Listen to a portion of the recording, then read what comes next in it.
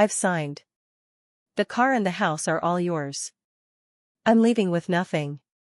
Calmly, I set down the pen and pushed across the table the divorce agreement I had already seen through. Seated across from me, my wife Sophia, with her flawless makeup, curled her lips into an undisguised smirk of victory. The man beside her, Jason, shot me a glance filled with disdain, tightening his grip around Sophia's arm as if asserting his dominance. Ethan, at least you know what's good for you. Sophia picked up the agreement like a trophy. Why not just do this earlier? A waste of everyone's time.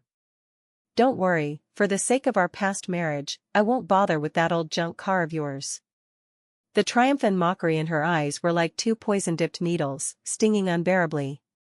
But little did she know, this agreement was not the end of my humiliation, but the beginning of my rebirth. The moment the pen left the paper, my phone silently vibrated in my pocket. A text from an encrypted Swiss number lit up the screen. Sir, in accordance with the will of your father, Mr. Victo, your marital status has been officially dissolved today. The family trust assets are now unfrozen. I raised my head, met their disdainful gazes, and smiled. A grand performance lasting 3 years had finally come to an end. Now, it was my turn to take the stage. My marriage with Sophia began as a meticulously crafted act of ordinariness. 3 years ago, my father, Victo, who had consistently ranked in the top 3 on the Forbes rich list, passed away due to illness. On his deathbed, he left behind what could be described as an extremely demanding will. He placed his trillion-dollar business empire into a family trust at a Swiss bank, completely frozen. As his sole heir, I had to meet one condition to unfreeze these assets. Conceal my identity, marry as an ordinary person, and maintain the marriage for at least 3 years. Ethan, he held my hand, his gaze uncharacteristically solemn. Money can buy everything, except the human heart. I want you to see what remains when the halo of air is stripped away. I want you to find a partner who loves you for who you are, not your wealth. And so, I became Ethan, an ordinary office worker at a small company, earning $8,000 a month, driving a secondhand Volkswagen, and living in a rundown old apartment in the suburbs. At a friend's gathering, I met Sophia. Back then, she was pure-hearted, kind, wearing a white dress, with 2 faint dimples when she smiled. She said she didn't care whether I had money or not, only how well I treated her. I believed it. We quickly fell in love and got married. The first year of marriage was sweet. She would cook for me, do my laundry, and leave a light on for me on late nights when I worked overtime. I once thought I had truly found the true love my father had spoken of. But people's hearts can change. Especially in a materialistic society. The cracks began when she changed jobs. She joined a luxury PR firm where her colleagues were either rich or noble. And every day was filled with talk of designer bags, limited edition watches, and private parties. Her social circle gradually became saturated with such things. She started complaining about my lack of ambition. Ethan, look at Julian, he bought Poppy another Porsche. What about you? When are we finally going to replace this broken-down Volkswagen? This apartment is way too small. All my colleagues live in spacious luxury condos downtown. When will we ever be able to afford one? At first, I would patiently comfort her, assuring her things would get better with time. But later, I realized her complaints had turned into disdain and scorn. She stopped waiting for me to come home, using excuses like working late or business dinners. The perfume she wore also changed, gone were the subtle, affordable scents she once favored, replaced by an expensive and aggressive men's cologne, the kind I'd only ever caught a whiff of in high-end clubs. I asked her about it, and she would always wave her hand impatiently, it's just the smell from clients. What do you know? Don't be so sensitive, alright? I started paying closer attention. I wasn't a fool, I was just waiting for undeniable proof to end this self-deceptive test. The evidence came soon enough, in an utterly arrogant and humiliating manner. That day, I came home early from work, hoping to surprise her. As I pushed open the bedroom door, an overwhelming scent, one of men's tobacco and leather that didn't belong to me, assaulted my senses. Sophia was sitting at the vanity removing her makeup. When she saw me, a flicker of panic flashed in her eyes. I didn't say a word. My gaze swept across the room and finally settled on the nightstand. There, lying quietly, was a watch. A Patek Philippe Celestial Collection, with a market value of at least 3 million. I had seen the same model on my father's wrist before. In that instant, it felt as if all the blood in my body had frozen. 3 years of endurance and hope exploded in my mind like a colossal joke. I walked over, picked up the watch, and asked in an unnervingly calm voice, "What is this?" Sophia's panic lasted only a second before being replaced by a self-righteous disdain. She glanced at it dismissively and said, "Oh, just a knockoff a client gave me to study the design. A street market piece worth $200. Why are you so tense? A knockoff?" She thought I was an idiot who couldn't even tell the difference between real and fake. I gently rubbed the smooth sapphire crystal on the watch face, feeling the subtle vibration of the tourbillon movement working precisely inside. Every detail was flawlessly perfect. I looked at her, and she looked back at me, her eyes filled with disdain and a hint of defiance. It was as if she was saying, "So what? What can a penniless man like you do to me?" I smiled. "Oh? It's quite beautiful," I said softly as I placed the watch back in its spot, not bothering to ask another word. Seeing me being so sensible, Sophia breathed a sigh of relief, with even a hint of mocking smile creeping at the corners of her lips. Little did she know, from the moment she told that lie, in my heart, she had already been sentenced to death. The test was over. Next came the time for reckoning. Instead of lashing out on the spot, I chose the most fatal approach, letting her fall hard from the peak of her own self-righteousness. The next day, I took half a day off and went to the vehicle registration office. On my second-hand Volkswagen registered under my name, I quietly installed the smallest GPS tracker.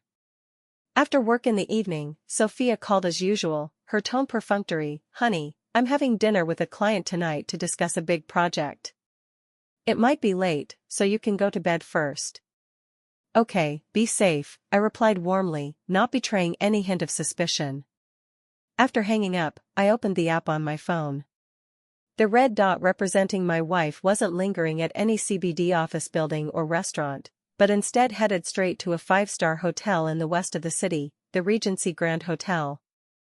The Regency Grand Hotel, I know it all too well. It's a property under the Gu Empire. I didn't impulsively rush over to catch them in the act, that would be too crude. What I wanted was irrefutable evidence she couldn't deny. I dialed a number that had been untouched for 3 years, and a respectful voice came from the other end. "Young master, you've finally contacted me." "Uncle Winston," I said calmly, "help me pull the surveillance footage from the Regency Grand Hotel's presidential suite floor corridor between 7 to 8 p.m. tonight. The license plate is Who AXXXXX, look up the vehicle owner's information." "Understood, young master. It will be sent to your email in 5 minutes. Uncle Winston didn't ask for any reasons, this was the efficiency of the Gu Empire. 5 minutes later, my encrypted email received a high-definition video clip and a document. In the video, my wife Sophia was clinging to a slick-haired, powdered young man, laughing flirtatiously as they walked intimately into a presidential suite.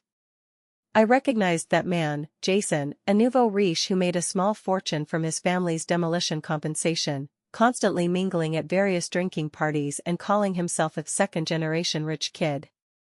The documents showed the car was Jason's, and the room was booked under his name. I saved the video and then deleted all call and email records. The evidence was enough. I returned home, cooked dinner as usual, and then sat on the sofa, quietly waiting. It wasn't until midnight that Sophia came back, completely drunk. Seeing me still awake, she frowned with displeasure. "Why aren't you asleep yet?" Acting like a resentful wife. I turned off the TV, stood up, and looked at her. "You're back? The food is warming in the pot." "No, I don't have an appetite," she waved her hand impatiently, casually tossing the Chanel bag worth over 100,000 onto the sofa, something far beyond her means. Note, adjusted the price to be consistent with typical foreign luxury pricing in English contexts while maintaining the sense of extravagance. but kept Chanel as it's a proper noun. Sophia, we need to talk. I blocked her path. What is there to talk about? I'm tired, she said, trying to sidestep me. I didn't move, just shoved my phone screen right in front of her face and played that video. The clear images, intimate actions, and the glaring presidential suite door number. All color drained from Sophia's face in an instant. Her pupils constricted, lips trembling, unable to utter a word for a long while. After the brief shock came hysterical shame-turned rage. Ethan. You've been stalking me? You actually installed a tracker on my car? You're such a creep. Without a shred of guilt, she immediately started shifting the blame. Answer my question, who is he? I stared into her eyes, my voice as cold as ice. Who is he? He's my client. We were discussing work. She began to make excuses, but her eyes were shifty. What do you know? It's just acting for the sake of closing a deal. Do you think making money is so easy? If only you weren't so useless, I wouldn't have to go out and fight so hard. She shifted all the blame onto my so-called incompetence. Discussing work in a hotel suite? I sneered. Did the discussion move to the bed? That remark completely set her off. Enough, she screamed, like a cat whose tail had been stepped on. Ethan, I'm done with you. I'm sick of your paranoid, insecure, and useless behavior. Every day I put up with nonsense outside, only to come home and deal with your moods. I can't take another day of this. She finally shed all pretense, revealing her truest, ugliest self. We're getting divorced. The words rolled off her tongue with such self-righteousness, as if I were the one at fault. I gave you all my youth, what have you given me? This shabby house? This junk car? Ethan, you don't deserve me. She pointed at my nose, each word piercing like a knife. Watching her frenzied demeanor, the last trace of warmth in my heart completely faded. Good. This is exactly what I wanted. I took a deep breath, forcing a pained and incredulous expression onto my face, playing along with her script. Sophia, you're really going to be this heartless? Heartless? You forced me into this. Seeing me yield, she grew even more arrogant. Divorce. We'll go tomorrow. This house, the cars, they're all marital assets.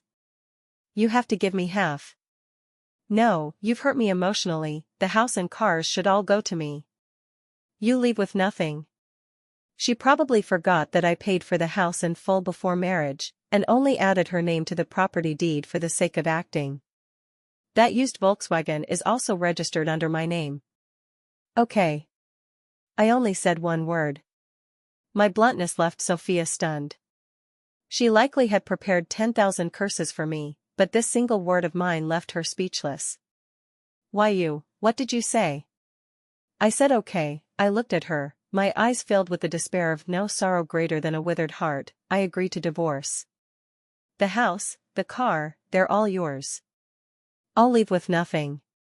A look of wild joy instantly blossomed across Sophia's face. She probably thought I'd been so mentally shattered that I'd make such a stupid decision. Jason, the man standing behind her, probably never imagined he could achieve such an overwhelming victory so easily. You said it yourself. She immediately pulled out her phone, fearing I might change my mind. Jason, did you hear that? He agreed. He agreed to leave with nothing. Jason's triumphant laughter crackled through the phone. Sophia, I told you he was a spineless loser. You should have left him ages ago. Babe, once we get the house, we'll sell it, buy a luxury penthouse downtown, then travel the world. They didn't hesitate to plan their bright future right in front of me, using my assets. I listened silently, then turned and walked into the study, closing the door behind me. Even through the door, I could still hear Sophia's excited, shrill laughter. I sat at the desk, turned on the computer, and began drafting that divorce agreement, the very document that would send me down a hopeless path. Every word I typed felt like laying the final red carpet to hell for their celebration. For the next few days, I played the role of a perfectly heartbroken husband. I stopped cooking, and the house became a mess, which I deliberately ignored. Every day after work, I would slouch on the sofa, staring blankly at the TV, my eyes hollow as if my soul had been drained. Sophia was incredibly pleased with my state. She no longer bothered to hide anything. Every day, she dressed up glamorously before heading out, returning late at night reeking of alcohol and the cologne of different men. Jason even brazenly parked his flashy Maserati downstairs, openly waiting for her. They think I'm finished, completely devoid of the ability to resist. This numbing effect is exactly what I wanted. On Friday night, Sophia threw a printed divorce agreement in front of me. The terms were even harsher than what she had previously demanded. Not only would the house and car go to her, but she also demanded a large portion of the meager savings left in my account, calling it compensation for lost youth. Ethan, sign it. Sign it, and we can part on good terms. Her tone carried a hint of condescending charity. I picked up the pen only to set it down again. What's the matter? Having second thoughts? Sophia's expression darkened instantly. No. I shook my head, my voice hoarse. We'll go through with the formalities tomorrow. Tonight, I just thought, maybe we could share one last meal together. At home. I'll cook. I looked up at her, my gaze nearly pleading. Sophia was momentarily taken aback, probably not expecting such a request from me. As she took in my disheveled appearance, the wariness in her eyes turned to pity and disdain. Fine, she smirked, consider it a pity meal. But I need to make a call first. She stepped onto the balcony, lowering her voice, but with my sharp hearing, I caught every word clearly. Hey, Jason. Yeah, he wants to have some pathetic last supper. Ugh. Just acting, what else? Need to placate him so he doesn't make a scene at the Civil Affairs Bureau tomorrow. Don't worry, he'll definitely sign the agreement, he's a complete loser now. MHM, I'll come find you after dinner, wait for me, moi. After ending the call, she walked back, her face once again adopting that insincere regretful expression. I didn't say anything and walked into the kitchen, tying on an apron. It was the most carefully prepared meal I'd made in 3 years. 4 dishes and 1 soup, all of Sophia's previous favorites. Sweet and sour pork ribs, cola chicken wings, garlic broccoli, and a steaming pot of corn and pork rib soup. The food was placed on the table, filling the air with its aroma. Sophia sat across from me, absent-mindedly playing with her phone, occasionally sending explicit WeChat messages to Jason. I served her a bowl of soup and placed it in front of her. Sophia, do you remember? When we first got together, you loved the soup I made the most. My voice was soft, as if reminiscing, or perhaps saying goodbye. Sophia paused for a moment, glancing up at me. Maybe this familiar scene made her lapse into a momentary daze. But soon, she was distracted by a new message from Jason on her phone. Jason said he's already reserved a spot at Sky Summit Restaurant. We'll celebrate there as soon as I get the divorce papers, she announced proudly, completely missing the icy glint that flickered in my eyes. Sky Summit Restaurant? That's also a property of the Gu Empire. Located on the top floor of the city's tallest building, with a 5-figure per capita spending, it's the dream proposal spot for countless people. Really? That's great. I smiled and picked up a piece of spare rib for her. Eat more. She took a few symbolic bites before putting down her chopsticks. I'm full. She wiped her mouth and stood up. Take another look at the agreement. If there are no issues, meet me at the Civil Affairs Bureau entrance at 9 tomorrow morning. Don't be late. With that, she grabbed her bag and walked away without looking back. The click-clack of high heels on the floor gradually faded away, eventually disappearing outside the door. I looked at the table full of barely touched dishes, and after a long while, I picked up my phone and dialed Uncle Winston's number. Uncle Winston, is everything arranged? Young master, everything is ready. Uncle Winston's voice was steady and firm. The Phoenix plan can be activated at any time. All 37 high-end establishments under the Gu Empire in this city, including Sky Summit Restaurant, Stellar Plaza, Sovereign Club, and others, have received the order. As soon as the identity information or facial recognition system detects the targets, Sophia or Jason, the highest level of service denial protocol will be immediately enforced. Additionally, regarding Jason's father's company, Houtyin Building Materials, we've already investigated and found out that their largest order source is our group's subsidiary, Yuanhang Real Estate. I've instructed Yuanhang Real Estate's legal department to prepare the termination of the cooperation agreement, just awaiting your order to execute. Very good. I hung up the phone and proceeded to dump all the food on the table, along with the plates, one by one, into the trash bin. This 3-year-long Last Supper has finally come to an end. Tomorrow will be the day of reckoning. At 9 a.m. the next morning, I appeared punctually at the entrance of the Civil Affairs Bureau. Sophia and Jason had arrived long ago. Jason was driving his Maserati, parked arrogantly by the roadside. Today, he was dressed in Versace, wearing sunglasses and leaning against the car door, exuding the aura of a victor. Sophia, on the other hand, clung to his arm, looking delicate and vulnerable. When she saw me getting out of a taxi, the disdain in her eyes grew even stronger. Well, if it isn't Ethan? What, can't even afford to drive anymore? Jason sneered sarcastically. Ignoring him, I walked straight toward Sophia. Did you bring everything? Of course. Sophia pulled out her household registration book, ID card, and the divorce agreement I had long since memorized from her bag. Let's go in and get this over with quickly. The entire process was unbelievably fast.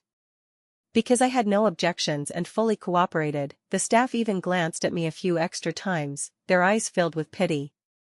When the 2 red marriage certificates were exchanged for 2 deep red divorce certificates, Sophia let out a long sigh of relief, her face unable to conceal her joy. She held up the divorce certificate like a trophy in front of Jason. Jason, it's done. Well done, baby.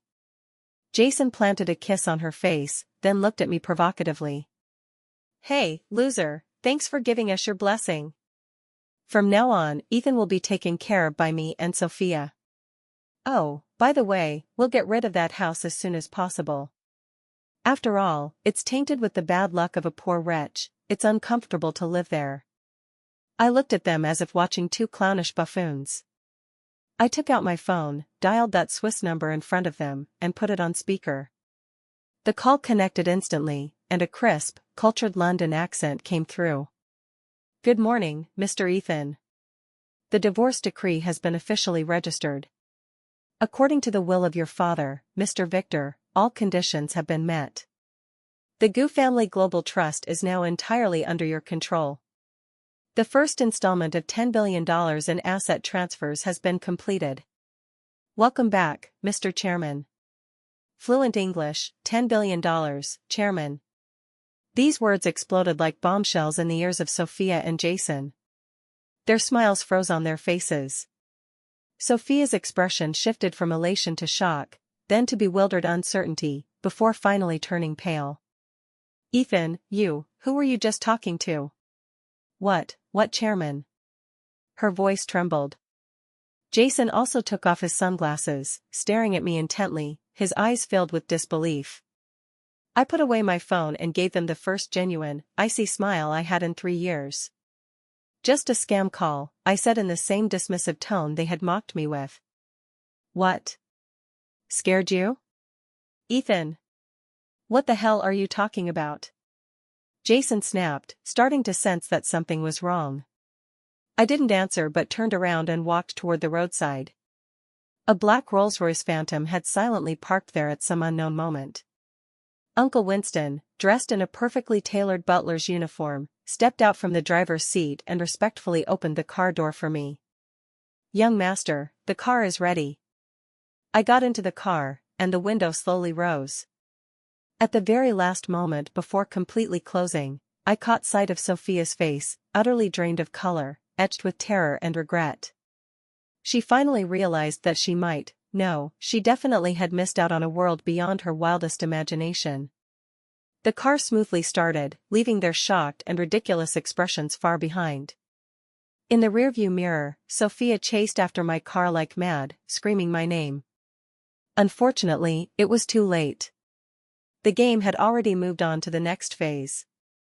Inside the car, Uncle Winston handed me a tablet. "Young master, this is the real-time monitoring interface for the Phoenix project." On the screen, 2 red dots were moving rapidly. One was Sophia, and the other was Jason. Their phone signals had already been locked onto by our technical team. "Where are they heading now?" I asked calmly. "Based on their call records and navigation destination, it's Sky Summit Restaurant," Uncle Winston replied. I leaned back in the soft leather seat and closed my eyes. The show is about to begin. Sky Summit Restaurant. Sophia and Jason sat dazed in the Maserati. The scene they had just witnessed had shaken them too profoundly. "Jason, just now, what on earth was that? The Rolls-Royce? The butler? And that phone call?" Sophia's voice trembled with tears as she frantically dialed my number, only to hear the same recorded message: "The number you have dialed is not in service." Damn it, it must be an act. Jason slammed his fist onto the steering wheel. "Hired a few actors, rented a car, just to show off in front of us. Trying to make us regret? Not a chance. He's nothing but a penniless loser." Despite his words, panic had already set in. To prove himself and calm Sophia down, he feigned composure and said, "Stop thinking about it, baby. We've got a house and a car now. Who cares about that loser? Come on, I'll take you to the best restaurant in town to celebrate the start of our new life." He held Sophia in his arms and walked into the building where Sky Summit Restaurant was located. The elevator went straight to the top floor. As the doors opened, the luxurious and elegant restaurant came into view. The soft melody of a piano, sparkling crystal chandeliers, and courteous waiters filled the space. Sophia's mood settled slightly, her vanity once again taking the upper hand. "Welcome to Sky Summit Restaurant," the hostess at the entrance greeted with a smile and a bow. "I'm Jason, I reserved a window seat." Jason lifted his chin and gave his name. The hostess checked the iPad in front of her, her professional smile unchanged but with a hint of detachment in her tone. "Sorry, Jason, I can't find your reservation." "How is that possible?" Jason frowned. "I just booked it yesterday." "Check again."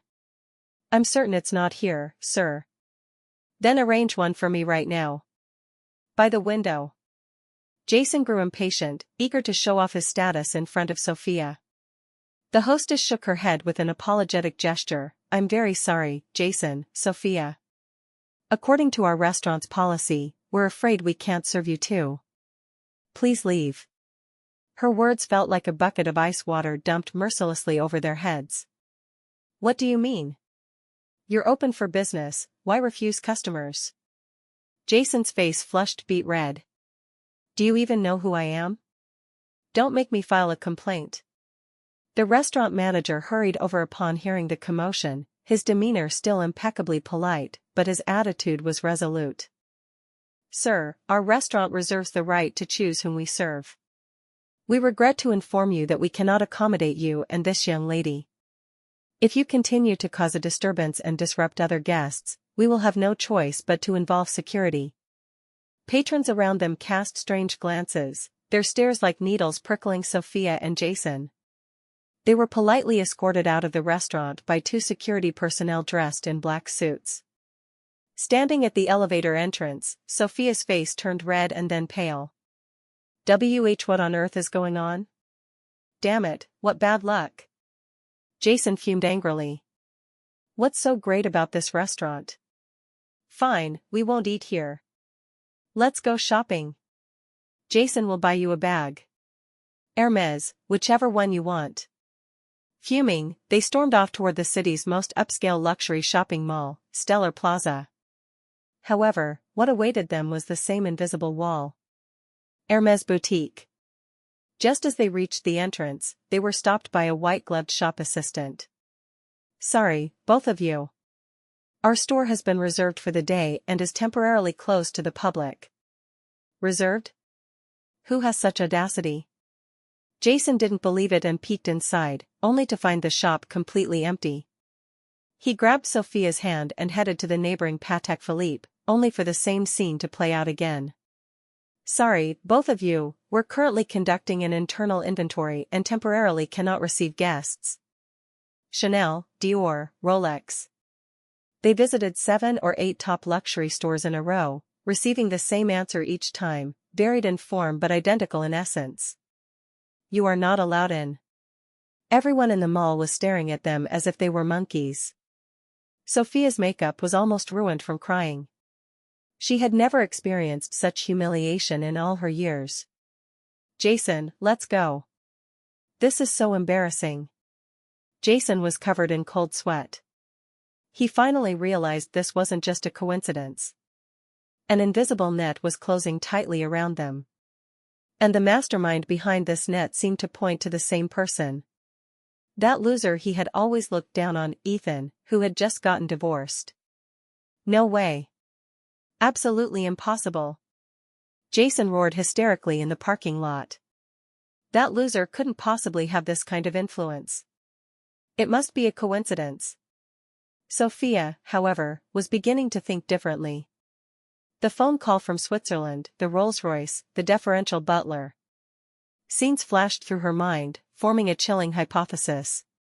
Just then, Jason's phone rang. It was his father. "Dad, what is it?"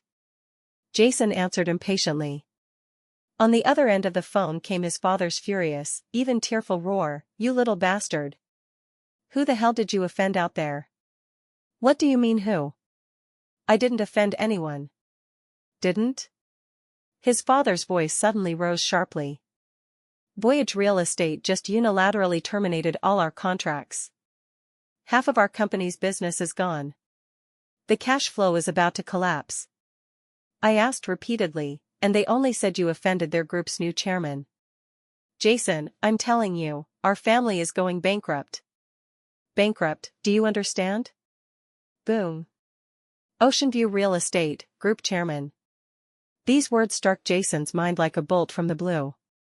Oceanview Real Estate was one of the core enterprises under the Gu Empire. His hands trembled so violently he could barely hold his phone. But the true despair was yet to come. The giant LED screen at the mall's central square, originally displaying glamorous advertisements, suddenly went black. In the next moment, it switched to an urgent financial news bulletin. A poised and professional-looking female news anchor announced in clear, articulate tones. "Breaking news from this station, the commercial giant Gu Empire, dormant for 3 years, held a global press conference today to officially announce its new chairman. He is the sole legal heir of the late legendary entrepreneur Mr. Victo, Mr. Ethan." A massive photograph appeared on the screen. In the photo stood a man in a sleek suit, his piercing eyes exuding an almost suffocating aura of power. That face, it was none other than Ethan, the very man they had just abandoned and ruthlessly humiliated. According to reports, Mr. Ethan followed his father's will by living anonymously for 3 years to test human nature. Today, upon the completion of this trial period, Mr. Ethan officially returns to take over this trillion-dollar business empire.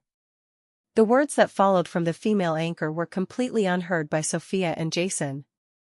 Their world had utterly collapsed in this moment. All the surrounding gazes focused intently on them. In those looks were shock, sudden realization, and, more prominently, unmistakable ridicule and disdain. Holy crap! Aren't those the two who were just kicked out of every store earlier? So that woman actually abandoned the chairman of Gu Empire? For some greasy wannabe rich kid? Ha ha ha ha, that's the funniest joke I've heard all year. More than just missing out on a fortune, that girl literally threw away a money-printing machine. She knowingly played the other woman, only to kick an iron plate, a diamond-encrusted steel plate at that. The murmurs and jeers felt like countless knives, flaying Sophia's self-esteem to the bone. At last, she understood everything. The so-called test of character, the feigned anonymity. That $3 million Patek Philippe, he could tell its authenticity at a glance. He wasn't unaware of her infidelity. He was simply waiting, biding his time for the perfect moment to utterly ruin her. He agreed to leave with nothing, not because he was weak, but because those assets he gave her were nothing more than a drop in the ocean to him. They were merely bait to play with her. She thought she was the winner, but from beginning to end, she was nothing more than a pitiful pawn, completely under his control. Ah! Sophia let out a shrill scream, her vision went black, and she collapsed stiffly. Jason, meanwhile, slumped to the ground like a pile of mud, muttering to himself, "It's over, all over." The ending of the story was utterly predictable. The Jason family went completely bankrupt, drowning in debt. He went from being a rich second-generation heir to a literal, debt-ridden second generation. His father publicly disowned him in the newspapers, and wherever he went, people would point fingers and call him a homewrecker and an idiot. As for Sophia, after she woke up, she was desperate to find me like a madwoman. She went to what used to be our home, only to find the locks had long been changed. The property deed in her hand was indeed genuine. But she quickly discovered that the property management company for this building belonged to Gu Empire. The property management cut off her water and electricity, and restricted her access under various pretexts. She wanted to sell the house, but not a single real estate agent dared to take her case. Everyone knew this was Mr. Ethan's prey, whoever touched it would face dire consequences. The BMW she treasured so much was reduced to a pile of scrap metal, unable to enter any high-end parking garages or enjoy any car washing or maintenance services. She had become a complete laughingstock, a typical cautionary tale of a gold digger despised by both the city's elite and ordinary citizens alike. Her name had become synonymous with stupidity and greed. It's said that the last time someone saw her, she was working as a waitress in a small diner. When recognized by a customer, she was so humiliated that she burst into tears on the spot. As for me, I never saw her again. I sat in my office at the pinnacle of the city, overlooking the bustling sea of lights beneath me. Uncle Winston placed a report on my desk, "Young master, Sophia wants to publicly apologize through the media, begging on her knees for your forgiveness and hoping to remarry you. We've intercepted all of it." I picked up my coffee and took a gentle sip, my gaze settling on the endless night outside the window. Forgiveness? Some mistakes, once made, are doomed never to be redeemed. I gave her a chance, but she herself chose to trade her ticket to heaven for a one-way pass to hell. As for the divorce agreement signed with her smug smile all over it, I had it framed and hung in the most prominent spot in my office. It always reminds me that human nature should never be tested. All you need to do is, when it bares its fangs, use absolute power to crush it completely.